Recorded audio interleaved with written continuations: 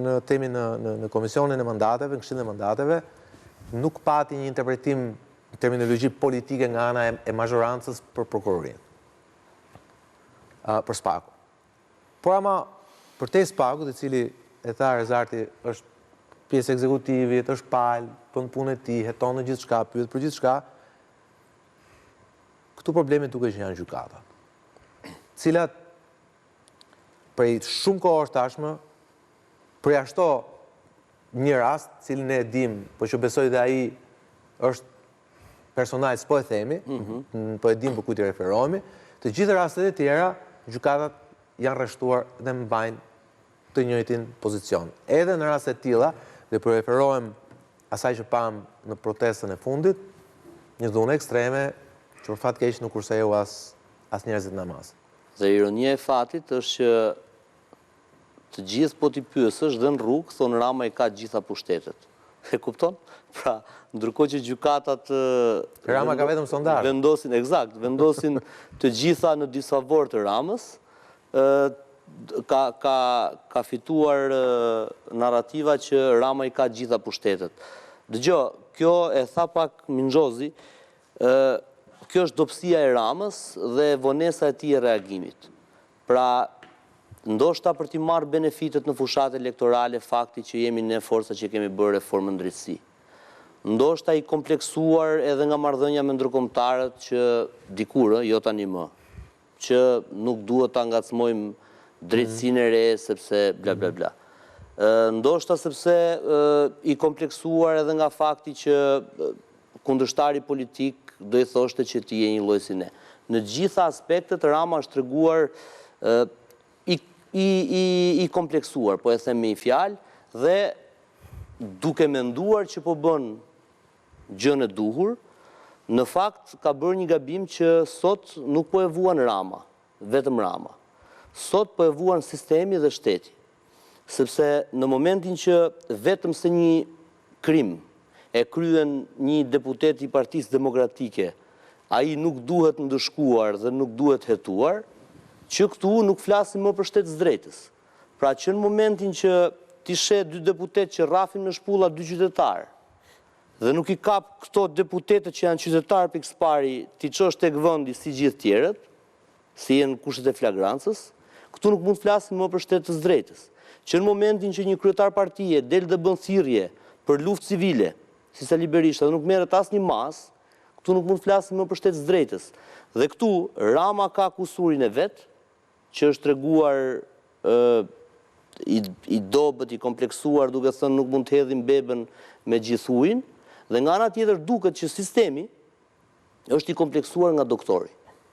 Pra është e pabesueshme, por doktori është sot jo nën akuzë, po është në proces gjykimi. Dhe nuk flitet në mënyrë absolute për atë zotrin, fare.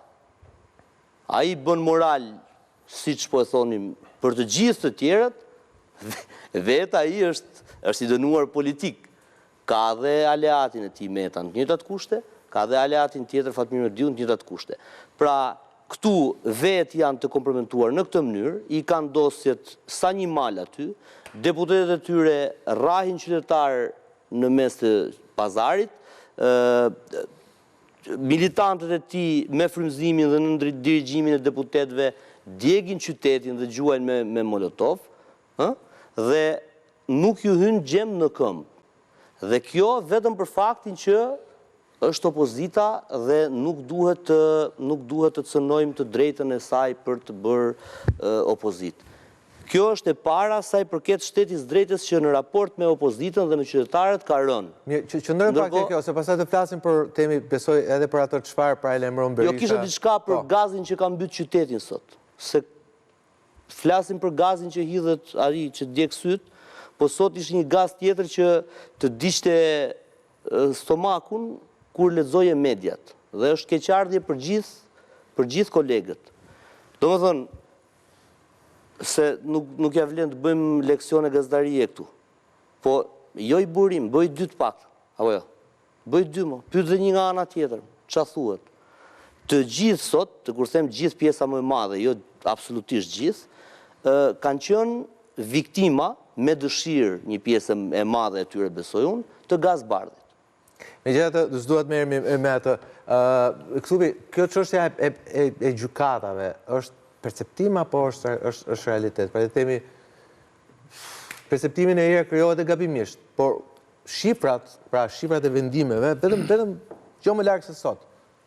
Tani, o duhet pranojmë që mazhoranca është komplet 100% gabim, që statistikisht është pothuajse e pamundur. që statistikisht e pamundur. Ose mund të gabim këtë çështje padhore. Okej. Dëgjoj, numri i çështjeve është shumë i vogël. Çështjet për të cilat diskutohen vendimet e gjykata janë shumë pak, numëron regjistra njerëzor. Në rastin në cilat gjykata kushtetuese ka marrë vendime, po themi kundër mazhorancës, dhe jo domosdoshmërisht pro opozitës. Problemi është që ne na është deformuar raporti me të vërtetën. Dhe kur them raporti me të vërtetën, që do të thotë gjitha palët ngrejnë këtë realitetin e vet të mëvetshëm, po doja ka realitetin e vet, po se ka realitetin e vet.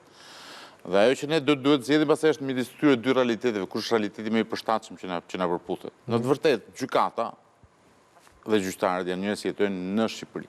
Dhe një nga problemet që të jetuar në Shqipëri ka është presioni social që ti ke. Presioni social do të thotë jo vetëm presioni mediatik, po dhe presioni shoqëror.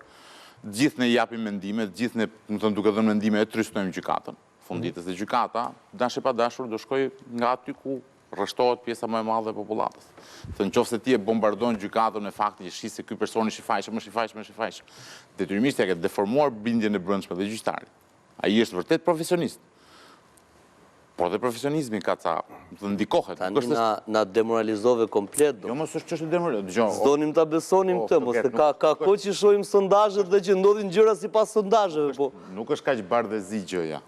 Kjo është bardhëzi fare pastaj. Kjo është vetëm zi atë. Nuk mund ta kthesh në bardhëzi. Nëse shohim sondazhe dhe mbas sondazheve gjak, sepse thonë rroft filani, gjak. Sondazhet tregojnë kundërtën që dhuna nuk përkrahet, me thënë. Jo, gjak, e kam tek prokurorët, nëse prokurorët dhe gjykatësit veprojnë mbi instiktin gjykatësit pra, nëse vendosin ata, po pra, ata vendosin se prokurori është palëndjesës, nëse ata vendosin në bazë të perceptimit që është perceptimi mirë dhe gjithë duan 7 pash 19 çdo pushtetar. Po s'është vetëm për pushtetarët. Këtu pastaj për pushtetarët ose pjesa tjetër s'ka drejtësi për tjerët. Për tjerët s'ka drejtësi. Tu e ke problemin ti. Problemi është problem rrënjësor i drejtësisë. Do të thotë, një gjyqtar, cili vjen përballë një çështje që është dhunë familje. Nëse do të shikosh absurditetin e sistemit, ktheu këtë çështje më të thjeshta. Dhunë familje. Ka urdhër mbrojtje për burrin, që pretendohet që ka dhunuar gruan, ka urdhër mbrojtje për gruan, se dy palët pretendojnë që janë dhunuar. Të paktën ka urdhër mbrojtje për të dy. Po pse e jep gjykata? Po mi s'ka rëndësi ka rezultat. E jep nga frika